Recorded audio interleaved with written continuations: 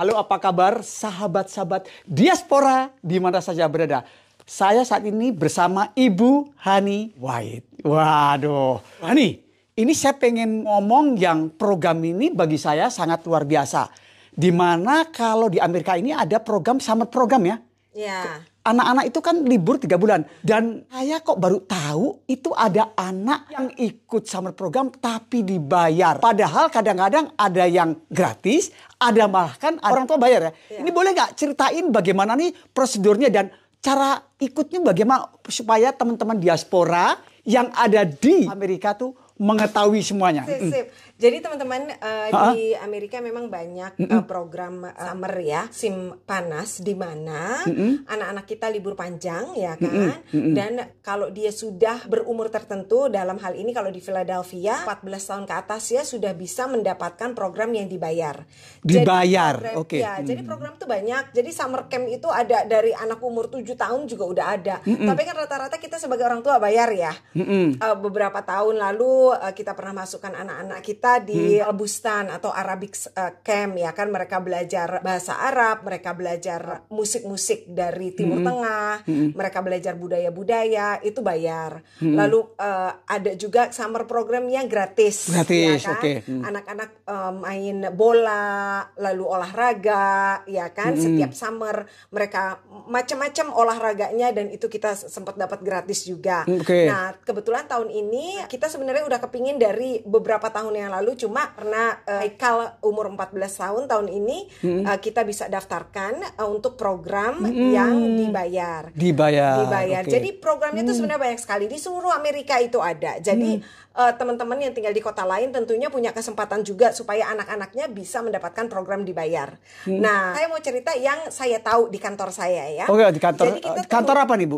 Kita di kantor finance di sini. Jadi seperti teman-teman lihat ya, kita ada National Financial Literacy. Jadi ngajarin bagaimana sistem perekonomian keuangan di Amerika, dan misi kita juga kita mendidik 30 miliar keluarga sebelum tahun 2030. Jadi di kantor kita itu kita financial service. Kita memberikan banyak financial classes, personal financial classes ya. Jadi bukan corporate, ini personal financial classes.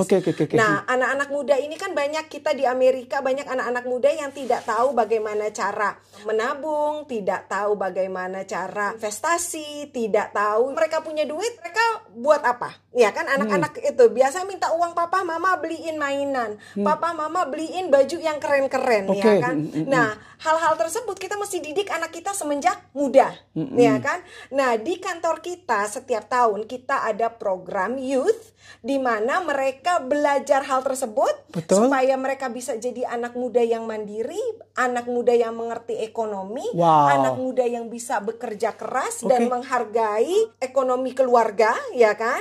Tapi dalam pembelajaran tersebut mereka dibayar. Jadi mereka bukan cuma belajar aja, tapi juga kita didik supaya mereka bisa mengerti sistem di kantor, ya kan.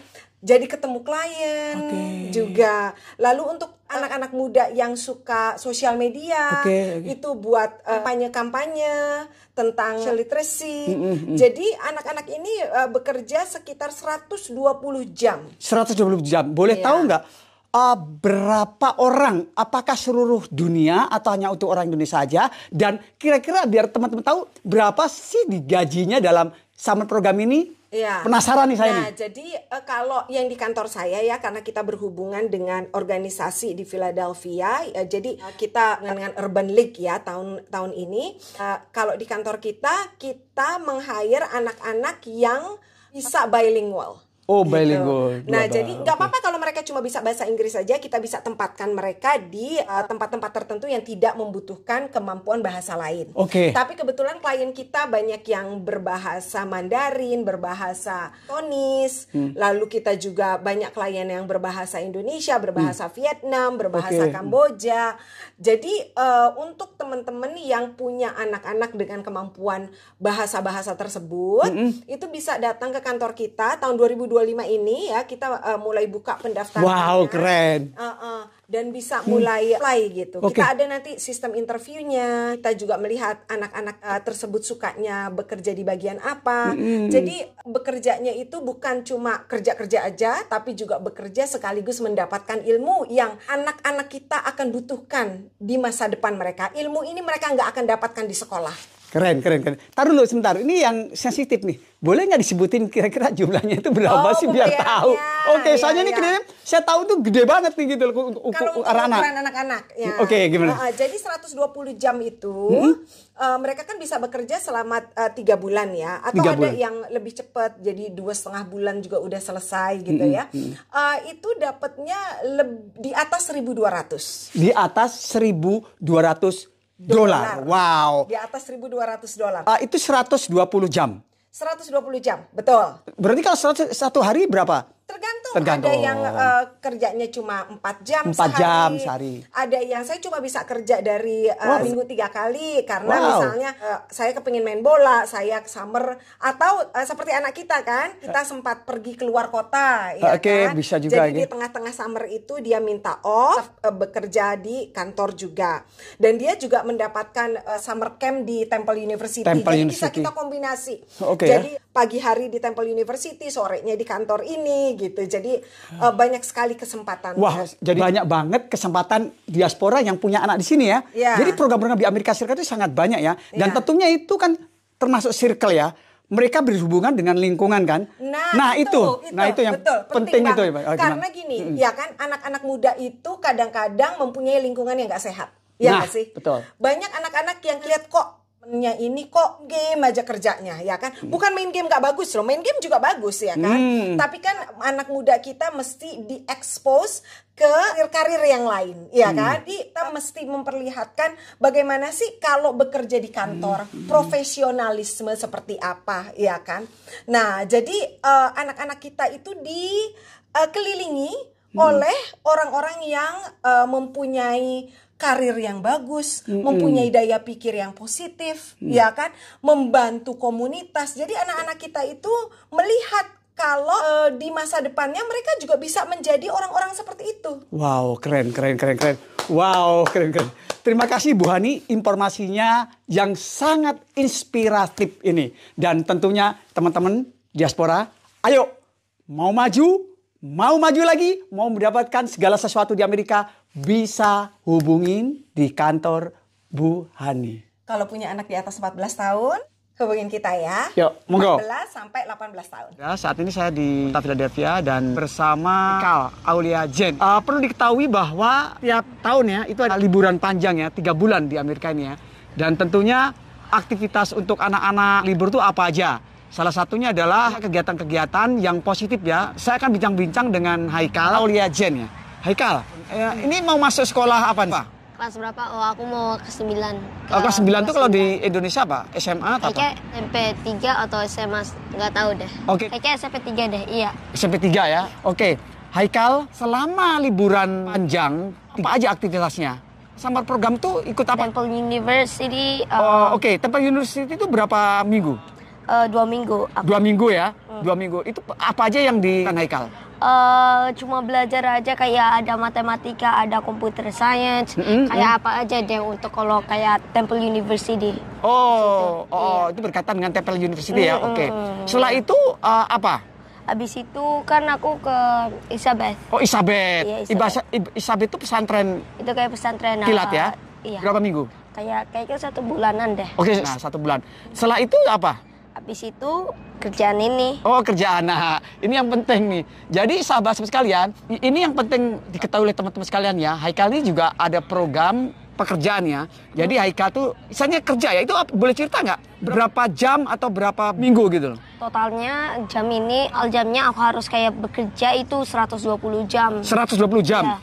Ya. Di total sehari itu berapa jam? 4 jam. Oh, 4 jam ya. Berarti kurang lebih 1 bulan setengahan ya. Nah, apa aja sih yang diajarkan? Itu apa aja yang dilakukan dalam program ini? Ya apa aja sih, kayak fungsinya untuk kayak bekerjaan, kayak insurance lah, kayak bantuin orang Bantuin phone orang. call. Oh, oke. Bantuin orang phone calls, terus bikin database untuk klien. Oh, database untuk klien terus. Pokoknya kayak nih summer campnya pekerjaan, pokoknya fokusnya sih bantuin ininya ya, supervisornya ya. Oh, bantuin supervisornya. Iya. Berapa orang Indonesia ikut ini? Empat orang atau 3 orang. 4 orang 3 orang. Tapi kan selain orang Indonesia kan banyak juga kan? Ada banyak juga orang Cina. Kalau nggak salah aku dengar itu sekitar 50-an ya? 50-an. 50 orang ya yang tergabung dan dia bekerja di mana tempatnya beda-beda ya? Di ada 3 office-nya. Apa aja? Pilih di Chinatown sama di Northwest. Wow, luar biasa. Dan ini dapat ini nggak? Salary nggak? Salary itu apa? Salary itu gaji gitu? Iya, dapat gajinya. Wow, ini digaji nih. Boleh tahu nggak gajinya itu selama bekerja itu berapa dolar? Totalnya 1.200. Wah, 1.200. Dan sekarang Haikal mau ngambil sekarang ya? Aku mau ambil 400. Berapa? Berarti 3 kali? Iya, berarti 3 kali. Kali ambilnya paychecknya. Paychecknya Yang ya? pertama itu 400, terus yang kedua ambil lagi sampai ketiga itu totalnya. Oke. Nah, Ya, ceritanya nih 1.200. kalau dapat uang 1.200 itu kan juga besar kan? Ini buat apa sih? Kan bisa aja Haikal bisa beli macam-macam atau buat jajan atau apa. Itu kira-kira planning itu buat apa? Jadi kayaknya aku mau apa namanya saving apa? Oh, saving, tabung. Tabung. Oh, Iya, aku mau tabung. Setelah itu? Tabung kayak jadi aku mau tabung sama investasi. Investasi. Wow. 90% untuk investasi. Aku bakal investasi sama aku bakal tabungkan uang aku. Ya 10%-nya aku bakal kayak jajan, bakal apa aja deh. Wah, luar biasa ya nih. Sekarang kita akan masuk dalam mau ngambil paycheck-nya ya. Oke. Masuk ke atas. Nah, sekarang saya mau masuk ke dalam. Oke.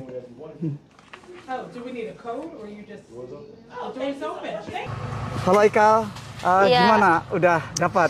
Iya, jadi aku dapat ini uang. Bisa tunjukin nggak gimana? Liatin. Oh, nah ini yang debit card-nya ya. Dan cara pengambilannya tadi gimana? Jadi dia harus cari nama aku. Misalnya aku biar harus di situ. Nah terus? Aku harus kasih kayak ID. Pasport. Oh, ini ada pasportnya ID ya.